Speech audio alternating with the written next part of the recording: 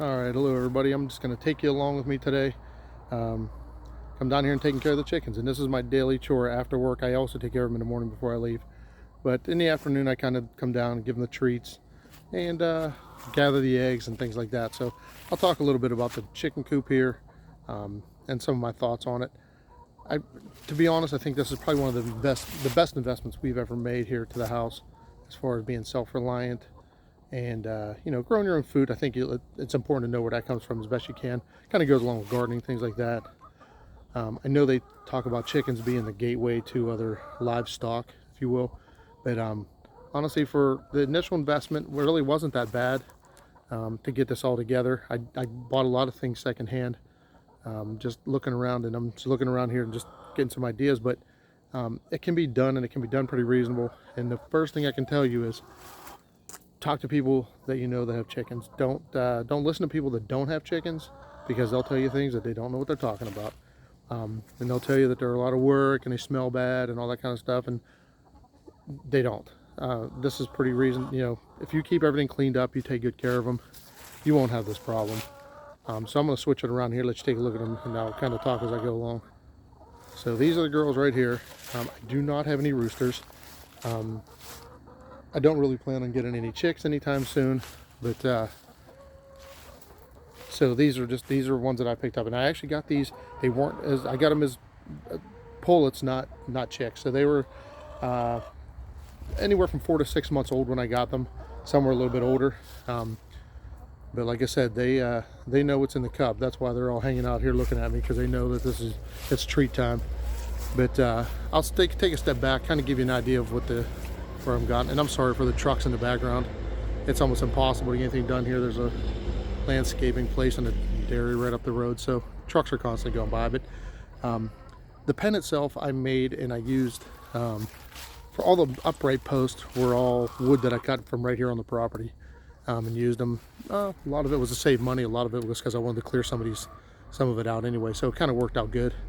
And I know I'm not a carpenter, so you don't have to remind me. I already know that. So if it's a little bit a little bit rough around the edges, I'm just not. Carpenter's not one of my strong points, but it works good. I've had no predators in here. They've been here for almost a year now, and like I said, I get around 4 to 6 eggs a day. One thing I can say, if you're planning on getting chickens, is do your research, because there's chickens that do better in certain regions. And I did pick these ones specifically for the reason that they are, cold hardy chickens, and here in the Northeast it gets cold. But these chickens have done well, and I take good care of them. Fresh water, food every morning. I clean the pen out on a regular basis. Keep good fresh bedding in there, and so far I've had no instance of any kind of illness or injury or anything like that. Now, what I started out with was this coop here, which is something that I did find online. This is basically one of the coops you can find at a box store, maybe Home Depot. I think maybe sells them online. I know Tractor Supply has them, and Rural King, that you can buy them there. This one I actually found online, and I got it on, I believe, Craigslist, and bought it with about 200 feet of the wire mesh fencing that is actually on the outside of this, the big pen. So I utilized everything, and typically these coops here are standalones. So they're closed off, and the chickens just basically live inside that thing. They roost in there, they lay their eggs in there. All their exercise comes from being inside this box. So I didn't want that. I didn't want them cooped up in there. So what I did was I basically took a big pallet and set it on top of the pallet. That also keeps them up off the ground a little bit. Maybe I'm hoping in the winter it might keep them a little bit warmer so they're not walking on the ground. And what I did was I built the pen, the outside larger pen, right up against it, and I just tied it into it. So that way they can still roost in there at night. They lay all their eggs in the nesting boxes, and they can still get exercise, walking around out here. They're fed out here, and honestly, they spend a lot of time out here, so it kind of keeps the inside of the coop a little bit cleaner. There's a ton of leaves here that have fallen. I just haven't had a chance to pick them up. So, it is fall here in the Northeast, so. But yeah, so talk to people that have chickens and get their input first. Don't listen to people that tell you that have never even seen a chicken. They think their eggs come from the grocery store. you know, listen to people that know, and that's what I did. I did a little bit of research. There's plenty of resources as far as you can go on YouTube. Lots of publications. There's you know, magazines. You can Google just about anything. YouTube. There's a lot of great information on there. Check out Joel Salatin is a good. He has there's some good videos with him. Justin Rhodes is another good one on there. There's a lot of just. I'm sure if you Google chicken keeping, you're going to find a million videos about it. But yeah, definitely worthwhile investment. Altogether, I would say I maybe have about $300 and everything total, if that. Like I said, I found the coop secondhand, and I got all the fencing that went around. So I think I paid maybe $150 for the coop, all the fencing, and also some posts. I've actually used some of that for around the garden too. So the fencing has come in very handy, and it was like I said, great deal for me to pick up. I'm probably, you know, is really what was able to get me started on it, reasonable. And if you look around, you can find chickens.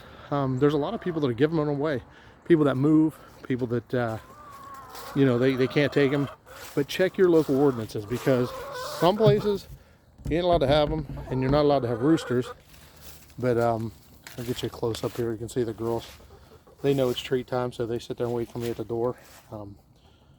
They're you know, Rhode Island Reds are as you can see, the red ones, and then the black ones are black Australorps. And they are a mix of the Orpington, and I forget the other one. I know it's an Australian something, but I can't remember what it is. But I'm just drawing a blank now. But like I said, there's plenty of information out there about them. If you have any questions, you can put in the comments, and I'll definitely get back to you. I may do a little bit more in-depth video, a little bit about it down the road, if you're really interested. But like I said, I'll get you a close up of this coop. And yeah, they actually sleep inside here. And this is basically the box where the eggs go.